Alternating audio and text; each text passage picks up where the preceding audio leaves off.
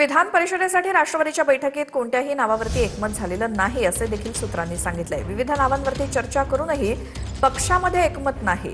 अंतिम निर्णय सुनेत्रा पवारांनीच घेण्याची विनंती पक्षातल्या नेत्यांकडून करण्यात आली आहे। सुनेत्रा पवारच विधान परिषदेसाठी उमेदवार जाहीर करणार आहेत।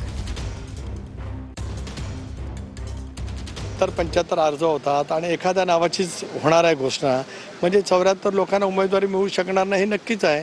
त्यामुळे हे सगळीकडेच आहे, ते काय एका राष्ट्रवादी काँग्रेस पक्षाकडे आहे अशातला काय भाग नाही। हे वेगवेगळ्या राजकीय पक्षामध्ये ज्यावेळेला इच्छुकांची संख्या वाढत राहते त्यावेळेला स्वाभाविकपणाने एकच जागा आमच्या वाट्याला येणार आहे आमच्या संख्याबळानुसार। आज आमचं संख्याबळ 39 आहे। बहिणींचा निकाल 4 तारखेला लागेल त्यावेळेला आम्ही पुन्हा त्याच्यावरती पोहोचणार आहोत। अशा वेळेला या सगळ्या बाबी त्या ठिकाणी आहेतच। म्हणून पक्षामधला एकोपा, एकसंघपणा, नाराजी कमीत कमी कशी राहील या संदर्भातला सुद्धा साराचा विचार कोर कमिटीमध्ये जे पक्षाचे प्रमुख नेते आहेत त्यांनी त्या ठिकाणी केलेला आहे।